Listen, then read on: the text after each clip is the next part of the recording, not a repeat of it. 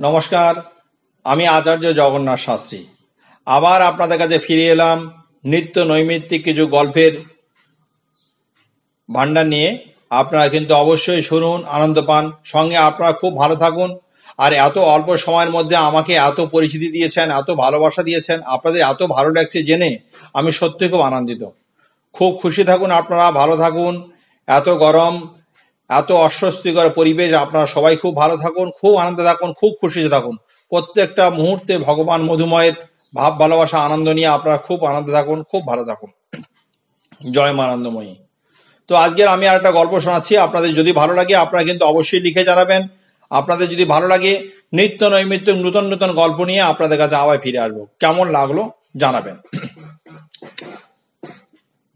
আজকের আমি একটা গল্প বলছি যে জাগতিক শক্তি দিয়ে যদি তাকে ভাবা যায় তাহলে কিন্তু তার পথ, আমরা নির্দিষ্ট গতিপথ, নির্দিষ্ট লক্ষ্যে পৌঁছতে আমাদের কোনো অসুবিধা হবে না। শুধু তার দরকার সততা, শুধু দরকার নিষ্ঠা, শুধু দরকার আদর্শ, শুধু দরকার শ্রেষ্ঠতা, নির্দিষ্ট লক্ষ্যে পৌঁছানোর। যতটুকু সম্ভব সত্য দিয়ে জাগতিক শক্তিকে আমাদের জাগিয়ে তোলা। ভাবনা থাকবে সেই মধুময়, সেই শক্তি, যে শক্তি যাকে নিয়ে ভাবা, তাকে নিয়ে চিন্তা, তাকে নিয়ে চলা প্রত্যেকটা মুহূর্তে।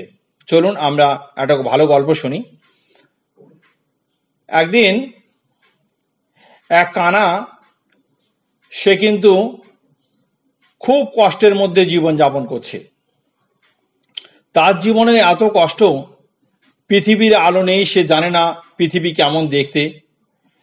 পৃথিবী কোনো খাদ্য খাবার যে খাচ্ছে, তার কোনো খাদ্য খাবার কি রকম দেখতে, কি খেতে, পৃথিবীর রং কি, পৃথিবীর মানুষজন বা কেমন দেখতে, তার হাত আছে না, পা আছে না, মাথা আছে না, কান আছে, কি আছে সে কিন্তু দেখতে পায় না।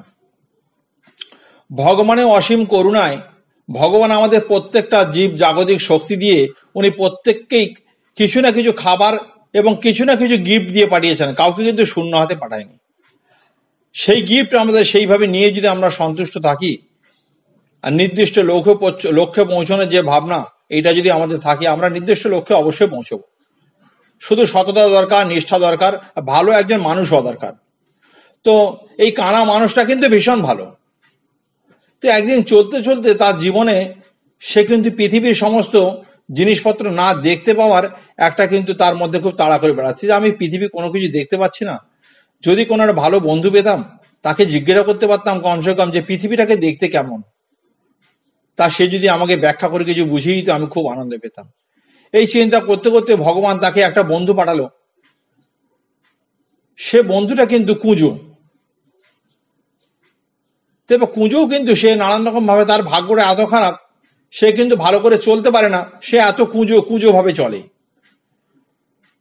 এই করতে করতে কানা এবং কুঁজোর মধ্যে খুব দোস্তি হলো, খুব বন্ধুত্ব হলো, খুব কষ্ট জীবন তাদের দুজনের। চলতে একদিন বললো যে, এই কানা একদিন বলছে কুঁজোকে, বন্ধু চলো একদিন আমরা কাজ করি, এই পৃথিবীর মায়া ত্যাগ করে আমরা ভগবানের নাম করতে করতে আমরা স্বর্গে যাই।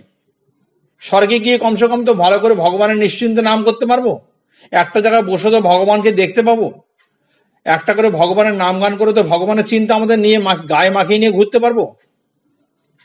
তা তখন কুঁজো বলল যে, না ঠিক আছে, চলো বন্ধু, তাহলে দুজনে মিলে আমরা স্বর্গের পথে রওনা দিই। এই করতে দুজনে কিন্তু স্বর্গের পথে রওনা দিয়েছে। যখন স্বর্গের পথে রওনা দিয়েছে, ভগবানের অমৃত প্রেমের কাহিনী নিয়ে তারা কিন্তু ভগবানের নাম করতে করতে যখন স্বর্গের পথে এগিয়ে চলেছে, সেই সময় দেখে পৃথিবীর যে সমস্ত সারিবদ্ধ মানুষ সেই ভগবানের নাম শুনে তারাও কিন্তু উদ্ভ্রান্তের মতো তাদের স্বর্গের পথযাত্রী যে দুজন মানুষ যাচ্ছে তাদেরকে প্রচুর পরিমাণে দান করছে। যাকে দান করছে সে তো দেখতে পাচ্ছে না তাকে দান করছে, সে শুধু ভগবানের নাম করে যাচ্ছে।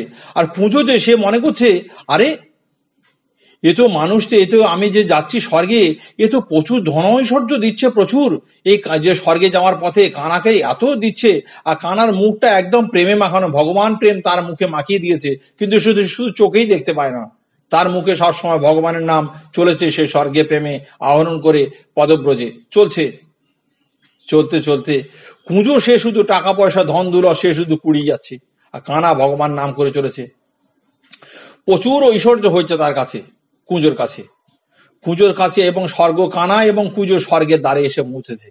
কুঁজো মনে করছে যদি এইবার কোনো রকম ভাবে স্বর্গের পথে যদি আমরা যদি চলে যাই তাহলে কিন্তু আমরা কিন্তু আর কোনো অর্থ পাবো না।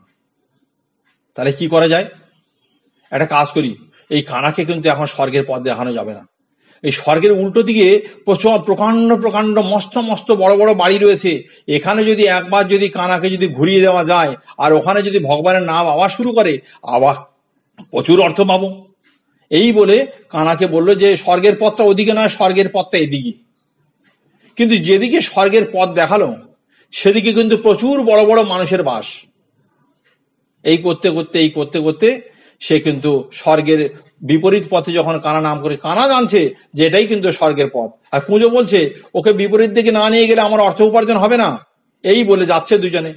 যেতে যেতে যেতে যেতে কানা তো প্রচুর বড় লোকের জায়গায় গিয়ে হরিনাম ভগবানের নাম করছে। ভগবানের নাম করতে করতে যখন দেখে সে তখন প্রচুর অর্থ, সোনা দানা মণিমাণিক্য সবকিছু পাচ্ছে, তখন কুঁজো মনে করছে এ তো আমার প্রচুর লাভ হচ্ছে। আর কানা মনে করছে যে প্রভু তোমার স্বর্গের দ্বারে আমি পৌঁছে গেছি, তোমার দর্শন যেন পাই প্রভু। আমি কানা আমার অন্ধত্ব ভুলে ভগবান প্রেমের নামে আমি কিন্তু আবদ্ধ হয়ে আছি, তোমার প্রেমে তোমার দর্শন যেন আমি পাই প্রভু, আমাকে স্বর্গের পথ দেখিয়ে দাও।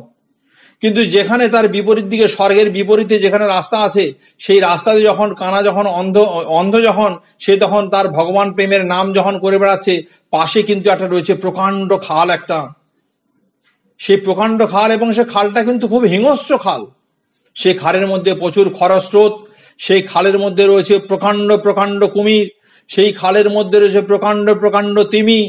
সেখানে পড়লেই কিন্তু মানুষ 1 সেকেন্ডের মধ্যে মৃত্যু তার মধ্যে কিন্তু একদম অনিবার্য। সেখানে কিন্তু আর কেউ বাঁচার মতো কোনো জায়গা নেই। কিন্তু অন্ধ কিন্তু সে নাম করে চলেছে, প্রভু তুমি আমাকে স্বর্গের পথ দেখিয়ে দাও, তোমার স্বর্গের পথ আমার জীবনের জন্য সবথেকে চিরন্তন সত্য হয়। পৃথিবীতে তোমার জন্য আসা, আজ তোমার পথে আমি চলেছি, তুমিই তোমার পথটা দেখাও। এই করে সে কিন্তু ভগবান প্রেমের নাম করে সে কিন্তু ছুটে চলেছে স্বর্গের দ্বারে।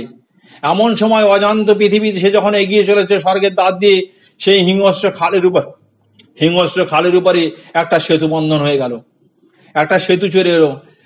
অন্ধ মানুষটি কখন যে সেই সেতুর উপর থেকে স্বর্গের পথে চলে গেছে কুঁজো কিন্তু জানে না। কুঁজো কিন্তু সে কিন্তু অর্থের মায়া করতে করতে সেখানে কিন্তু প্রচুর অর্থের সে কিন্তু মায়ায় সেখানে আটকে গেল, তার কিন্তু স্বর্গে যাওয়া হলো না। কানা কিন্তু ভগবানের সেই মিলিত যে সেতু, সেই সেতু ব্রিজের উপরে এমন ভাবে পাটাতনে বিছিয়ে দিয়েছেন, সেই স্বর্গের উপর দিয়ে সে বিপরীত দিক দিয়ে কিন্তু সে স্বর্গে পৌঁছে গেল। জীবনের জাগতিক শক্তি যদি উদ্দেশ্য হয় তার কাছে পৌঁছানোর, চিন্তাধারা যদি হয় তার জাগতিক শক্তি আমাকে নিয়ে আমার মধ্যে দিয়ে তাকে জাগিয়ে তোলা, তার পথে চলা, নির্দিষ্ট কোনো পথ আমাকে অবশ্যই পেতে হবে, জাগিয়ে তুলতে হবে তাকে, পেতে হবে তাকে। তার ভাবনা, তার চিন্তা, আমার মধ্যে জাগতিক শক্তি নিয়ে এগিয়ে চলতে হবে। প্রত্যেকটা জীব যদি আমরা তার জাগতিক শক্তি নিয়ে আমরা যদি নিজেকে জাগিয়ে রাখতে পারি, তাহলে আমাদের জীবনে কিন্তু উন্মুক্তভাবে তার ভালোবাসায় আমরা জেগে থাকবো। ভালো থাকুন, খুব সুস্থ থাকুন। জাগতিক ভাবনা যেন তার চিন্তায় হয়, তার ভাবনায় হয়। আজ সত্যি কানা যেমন স্বর্গে গেল, আমরা সেরকম ভাবে আমরা চেয়ে যারা তাকিয়ে আছি, আমরা যারা তাকিয়ে আছি তার দিকে, আমরা সেই দিব্য জ্যোতি নিয়ে আমরা তাকে যেন দেখতে পাই, সেই ভাবনা আমাদের নিয়ে আমাদের চলতে হবে। ঈশ্বর আমাদের মঙ্গল করবেন, আমাদের ভালো করবেন। আমরা সবাই ভালো থাকবো, খুব আনন্দ থাকবো। কেমন লাগলো অবশ্যই জানাবেন। এই কানা এবং কুঁজোর গল্প আমাদের জীবনে কিন্তু এগিয়ে যাওয়ার পথ। খুব ভালো থাকো। জয় মা আনন্দময়ী।